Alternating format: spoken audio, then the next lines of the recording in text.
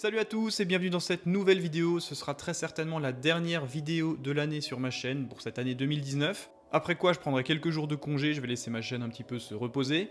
Vous le savez peut-être, j'avais pour but d'atteindre les 15 000 abonnés à la fin de cette année 2019. On n'en est pas forcément loin, il en manque quand même encore quelques-uns. Donc du coup, si vous n'êtes pas abonné, ça fait toujours plaisir. N'hésitez pas à vous abonner à ma chaîne si vous êtes intéressé par ce type de produit et par ce type de vidéo. Et si vous avez des potes ou des proches qui sont fans de high-tech, passez-leur le mot, ça fait toujours plaisir. Et c'est grâce à un nombre plus élevé d'abonnés que je pourrai vous présenter des produits de plus en plus intéressants et faire des vidéos de plus en plus intéressantes à vos yeux. Quoi qu'il en soit, pour l'instant, on se retrouve pour essayer et présenter le dernier smartphone commercialisé par la marque Xiaomi. Il s'agit du Mi 9 dans sa version Lite. C'est un smartphone milieu de gamme proposé à 329€ ou à 299€ en fonction de la version que vous allez acheter, entre 64 et 128 Go d'espace de stockage. Il est commercialisé dans toutes les grosses boutiques françaises, Fnac, Darty, etc. Donc c'est un smartphone qui a vraiment pignon sur rue entre guillemets, donc ça n'est pas un import chinois, c'est vraiment un smartphone qui aura un suivi de mise à jour totalement décomplexé et assuré. Et c'est un smartphone qui apporte pas mal de caractéristiques techniques intéressantes, notamment un très bon écran AMOLED, un processeur qui tient la route et un capteur photo qui sur le papier est plutôt bon. Du coup je vous propose de découvrir tout ça ensemble, c'est parti. Alors le coffret il est plutôt joli, plutôt dans l'air du temps et très coloré, on retrouve bien sûr un visuel du smartphone avec cet écran quasi borderless, l'intégration des 3 capteurs photo, du flash LED, le nom du smartphone, Mi 9 Lite, donc la version entre guillemets la plus légère et la plus accessible en termes de placement tarifaire. Le petit logo Mi, alors oui je sais que Xiaomi se prononce théoriquement Xiaomi, quoi qu'il en soit, pour rendre un petit peu ce smartphone plus accessible à un large public, je appelle cette marque Xiaomi, ce sera toujours le cas sur ma chaîne. Cela rend la marque un petit peu plus accessible aux gens qui ne traînent pas forcément dans le monde du high-tech. Et le fait de franciser un petit peu le nom, finalement, c'est quelque chose qui est commun. Plusieurs youtubeurs et plusieurs spécialistes appellent également cette marque Xiaomi. Et le fait de le dire à la française, ça ne change rien quant à la qualité du produit. Ensuite, sur le côté de la boîte, on retrouve une petite étiquette avec pas mal d'informations. Donc c'est une version Onyx Grey, donc c'est un noir qui est assez sympa, assez clair, ça tire un petit peu sur le gris anthracite. 6 Go de RAM, 128 Go d'espace de stockage, il y a une autre version qui est également disponible avec 64 Go d'espace de stockage. Et sur ces deux versions, vous avez la possibilité d'ajouter une carte micro SD jusqu'à 256 Go. Et point intéressant, ces smartphones sont systématiquement dual SIM.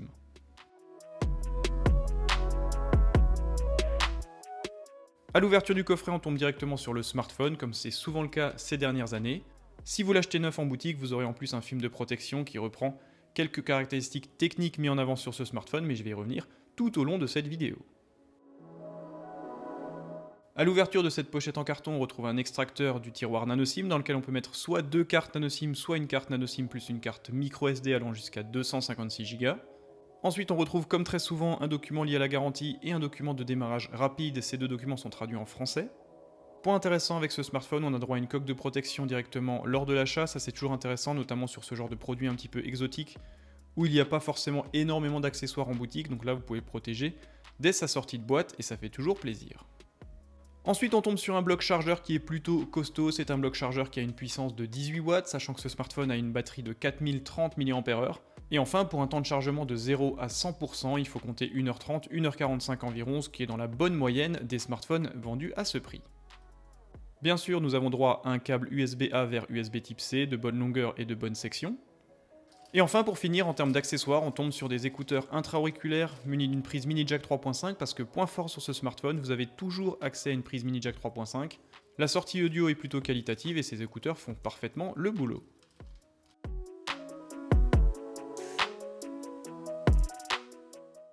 Et voici le Xiaomi Mi 9 dans sa version Lite, en version noire. C'est vraiment un smartphone qui est super joli, les matériaux utilisés et la qualité d'assemblage est plutôt au rendez-vous pour un produit vendu entre 299 et 329€, je le rappelle, en fonction de la capacité de stockage choisie. En France, la version 128 Go sera plus largement distribuée. Au dos, on retrouve cette belle coque avec le petit logo Xiaomi qui, point intéressant, est également une lettre de notification. Si vous me suivez sur Instagram et sur Twitter, je vous l'avais partagé. Du coup, quand vous branchez le smartphone ou quand vous avez un SMS ou une notification, ce logo s'illumine légèrement. Alors la puissance de la LED laisse un petit peu à désirer, c'est pas forcément très voyant, quoi qu'il en soit, la nuit ça marche super bien. Donc c'est un point qui est plutôt original. Après moi je suis pas du genre à poser mon smartphone avec l'écran face à la table, donc ça va pas trop me servir et je ne suis pas forcément trop fan de cette idée-là, mais ça a le mérite d'être original. Au dos, on retrouve bien sûr ce triple module photo. Donc le capteur principal, il est relativement connu, c'est bien sûr le capteur Sony IMX 582, sachant que le 586 est généralement destiné aux smartphones plus haut de gamme. C'est un capteur donc de 48 mégapixels équipé d'une optique de 25 mm avec une ouverture à f 1.8, donc plutôt lumineux et sur le papier plutôt intéressant. On retrouve un second capteur photo qui est un capteur ultra grand angle de 8 mégapixels équipé d'une optique avec une focale de 10 mm et une ouverture à f2.2. Là par contre la qualité n'est plus forcément au rendez-vous, ça a vraiment tendance à déformer les perspectives, on a une vraie perte de détails, une vraie perte de piqué sur la photo. Quoi qu'il en soit, ça permet de faire des photos assez créatives et ça apporte toujours une polyvalence au smartphone. Et enfin le troisième capteur photo est un capteur de profondeur de champ de 2 mégapixels, celui-ci n'entrera en compte que lorsque vous utiliserez le mode portrait pour générer finalement un flou d'arrière-plan autour du sujet et simuler un petit peu une photographie faite avec une optique à grande ouverture sur un capteur APS-C ou plein format en photographie. Le détourage est plutôt propre et ça donne des photos plutôt qualitatives. Juste en dessous on retrouve un flash LED, on a également le petit marquage 48 mégapixels AI caméra, donc comme toujours il y a une intelligence artificielle qui est en place, elle permet de détecter les scènes, d'optimiser les paramétrages, de faire des photos assez jolies mais souvent un petit peu exagérées en termes de contraste et de colorimétrie, mais ça permet de faire des photos qui passent super bien sur les réseaux sociaux. Sur la tranche du smartphone, on retrouve un bouton pour le contrôle volume plus et moins, ainsi qu'un bouton de mise sous tension. Sur la tranche inférieure, on retrouve deux grilles pour le parleur, une connexion en USB type C 2.0. Sur la tranche latérale, il n'y aura ni bouton ni interaction possible, on retrouvera simplement un tiroir dans lequel on peut mettre deux cartes nano SIM ou une carte nano SIM plus une carte micro SD allant jusqu'à 256 Go. Et enfin, sur la tranche supérieure, on retrouve une prise mini jack 3.5, un microphone extérieur ainsi qu'un port infrarouge. Sur la face avant du smartphone, on retrouve ce bel écran de 6,39 pouces, définition Full HD+, donc du 2340 par 1080 pixels, donc une densité supérieure à 400 pixels par pouce, donc ce qui est largement suffisant pour une utilisation classique d'un smartphone. Gros point fort sur ce smartphone, il s'agit d'un écran AMOLED, donc ça veut dire des contrastes infinis, une colorimétrie vraiment agréable et en plus une bonne économie d'énergie par rapport à un écran IPS LCD.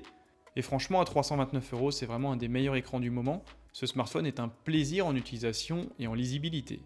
Et point intéressant, cet écran bénéficie d'une protection Gorilla Glass de niveau 5. Sur le haut de l'écran, on retrouve une petite encoche dans laquelle on retrouve un capteur photo plutôt costaud, 32 mégapixels avec une optique à ouverture f2. Les résultats sont plutôt intéressants, même si la peau est un peu trop lissée, les couleurs parfois un petit peu trop accentuées, et on ne sent pas forcément la différence entre un capteur qui a une telle définition, entre un 32 et un 16 mégapixels par exemple. Il n'y a pas un gain significatif en termes de piqué et de détails, mais ça donne des photos qui sont plutôt intéressantes malgré tout.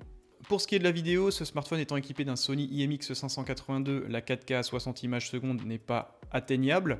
Du coup, il faut se limiter à du 4K à 30 images secondes, à du Full HD 1080p à 30 et 60 images secondes. Et point intéressant concernant les ralentis, vous pouvez filmer en HD, donc du 720p à 240 ou à 960 images secondes. Alors bien sûr, le niveau de qualité en prend sérieusement un coup, surtout quand la scène n'est pas assez éclairée. Pour ce qui est des performances, ce smartphone est équipé d'un processeur Snapdragon 710, d'un GPU Adreno 616, de 6 Go de RAM et comme je vous l'ai dit avant, de 64 ou 128 Go d'espace de stockage, avec toujours la possibilité d'étendre cette mémoire via une carte micro SD. Donc c'est un smartphone qui finalement ne fait pas l'impasse sur grand chose, vous avez un bon capteur photo, un processeur qui tient plutôt la route, un très bon écran, donc c'est un smartphone qui est très intéressant à 329 €. Si vous cherchez un smartphone endurant avec des caractéristiques techniques plutôt solides, ce smartphone est une bonne alternative. Alors ce smartphone il tourne bien sûr sur Android en version 9.0 avec la surcouche maison MIUI en version 10.3. Il y aura très certainement une migration prochaine sur Android 10.0. Quoi qu'il en soit, c'est une surcouche qui est plutôt intéressante, la navigation gestuelle est toujours très bien. En plus, vous avez un mode sombre qui est vraiment du plus bel effet, surtout sur un écran AMOLED, comme ça c'est vraiment super saisissant et ça permet là encore d'économiser la batterie, sachant que ce smartphone est déjà plutôt intéressant sur ce côté-là. Donc la surcouche est plutôt jolie, plutôt sympa, même s'il n'y a pas de forte évolution avec ce qu'on a toujours connu sur cette marque. Ça reste une surcouche efficace qui peut être paramétrée à sa guise et ça c'est toujours intéressant, il y a vraiment une empreinte, une patte propre à Xiaomi qu'on retrouve directement. Ça fonctionne super bien, c'est vraiment très fluide, vous pouvez paramétrer tout ce que vous voulez et en plus c'est toujours intéressant de pouvoir paramétrer son smartphone comme on l'entend. C'est pour moi bien plus intéressant qu'un smartphone qui tourne sans surcouche sur une version Android stock par exemple. Concernant les autres points sur ce smartphone, ils sont plutôt intéressants, vous avez un module Bluetooth dans sa version 5.0, vous avez droit à un module NFC, ça c'est aussi super intéressant. Connexion en USB type C 2.0, vous pouvez mettre une carte micro SD, vous avez une prise mini jack sur le dessus. Le lecteur d'empreintes se trouve sous l'écran, il fonctionne plutôt bien. Aujourd'hui, c'est vraiment une technologie qui est maîtrisée par la plupart des constructeurs. Xiaomi en fait partie. Et ce smartphone ne bénéficie pas d'un certificat d'étanchéité IP67 ou IP68, donc n'allez pas l'immerger, n'allez pas le mettre dans l'eau, ça ne fonctionnera plus. Et il n'est également pas compatible avec la charge sans fil. Mais à ce prix-là, ça n'est pas vraiment étonnant. Alors ce smartphone, j'ai pu m'en servir pendant une dizaine de jours, donc je vais vous faire un petit récap de ses points forts et de ses points faibles selon moi. Le premier point fort, indéniablement, c'est son écran, 6,39 pouces, définition Full HD+, technologie AMOLED avec une protection Gorilla Glass 5. C'est vraiment un très bon écran, les couleurs sont vraiment agréables à l'œil, les contrastes sont infinis. C'est vraiment une très bonne expérience en termes d'utilisation. Le deuxième point fort, ce sera la finition et les matériaux utilisés. C'est un produit qui est plutôt flatteur quand on le prend en main, l'ergonomie est au top. C'est vraiment un produit très intéressant. En plus, 6,39 pouces, ça en fait un smartphone qui est plutôt compact, entre guillemets, et plutôt maniable. Le troisième point fort que j'ai noté, ce sera sa polyvalence en photographie. Le capteur Sony IMX582 fait un boulot plutôt propre en pleine journée. Bien sûr, ça se gâte un peu dès lors qu'il fait un peu sombre, même si le mode nuit sauve un petit peu les meubles, ça reste des photos qui ne sont pas forcément réalistes. Après, le fait d'avoir un capteur grand angle en plus, d'un capteur portrait, ça aide un petit peu à créer des photos assez sympathiques, et ça le rend plus polyvalent, donc je trouve que c'est un point intéressant. Le quatrième point fort, ce sera son lecteur d'empreintes sous l'écran qui est efficace, mais comme aujourd'hui sur la plupart des smartphones à ce prix-là, donc ça n'est pas non plus un point super important. Et enfin, pour finir, ce sera les performances générales de ce smartphone. Un smartphone très véloce, très réactif. Toutes les applications du Play Store fonctionnent très bien, le téléchargement est très rapide, l'installation est également très rapide. Ça ne rame pas même quand ce smartphone enregistre des photos en 48 mégapixels, sachant que vous avez la possibilité de basculer en 12 mégapixels en utilisant la technologie de pixel binding pour combiner 4 pixels en un pour faire des photos un petit peu plus lumineuses, qui tombent un petit peu moins dans le côté bruité où le smartphone a moins de montée en ISO. Donc que ce soit en 12 ou en 48 mégapixels, le smartphone bosse super bien et le processeur est vraiment à la hauteur. Pour ce qui est des points faibles, eh bien ce sera déjà les photos de nuit, ça c'est un point qui est quasiment récurrent sur les smartphones vendus à ce prix-là, ça n'est pas catastrophique, il y a un mode nuit qui est présent, mais c'est vraiment pas réel, la photo est vraiment pas réelle, c'est vraiment pas très agréable à l'œil. Le deuxième point faible, c'est la puissance au niveau de la prise mini jack, alors même si celle-ci propose un son plutôt qualitatif, ça manque un petit peu de puissance, ça manque un petit peu de basse, donc ça n'est pas dramatique là encore, d'autant plus qu'il est toujours préférable d'avoir une prise mini jack moyenne que de ne plus en avoir, ça permet quand même encore une fois d'apporter une polyvalence au smartphone. Le troisième point faible, ce sera son dos qui est très salissant. Vous voyez, j'ai pas les mains particulièrement grasses en général, mais là c'est vraiment un nid à traces de doigts. Alors ça c'est également commun à d'autres smartphones, mais il fallait quand même le relever. Et enfin pour finir, le troisième point un petit peu étrange, c'est sa LED de notification qui se place directement dans le logo Xiaomi. D'une part, le placement est vraiment douteux, parce que moi je pose pas mon smartphone comme ça sur mon bureau par exemple. Et en plus, cette LED manque un petit peu de puissance, donc c'est à mon sens plutôt gadget, même si c'est toujours sympa quand vous le rechargez de voir cette LED allumée pendant la nuit, c'est un effet qui est plutôt intéressant, mais en termes de fonctionnalité, je ne suis pas sûr de l'intérêt porté à ce type de technologie. Voilà, je vous remercie d'avoir regardé cette vidéo, n'hésitez pas à me dire dans les commentaires si ce smartphone peut vous intéresser, si vous êtes actuellement à la recherche d'un smartphone entrée milieu de gamme entre 200 et 350 € par exemple. Ce smartphone est disponible en plusieurs coloris, il est vraiment super joli dans toutes les couleurs proposées. La finition est au top, très bonne autonomie, très bel écran, polyvalence photo assez intéressante, des performances honorables. Donc c'est un smartphone qui est entre 299 € et 329 €, et selon moi une très bonne alternative à ce qui se fait aujourd'hui sur le marché. N'hésitez pas à me dire ce que vous en pensez dans les commentaires, n'hésitez pas également à me suivre sur Instagram et sur Twitter, à vous abonner à la chaîne si ça n'est pas fait, et moi je vous souhaite de merveilleuses fêtes de fin d'année. Prenez soin de vous, profitez de vos proches, et on se retrouve très prochainement pour d'autres tests. Merci d'être toujours plus nombreux, et à très bientôt.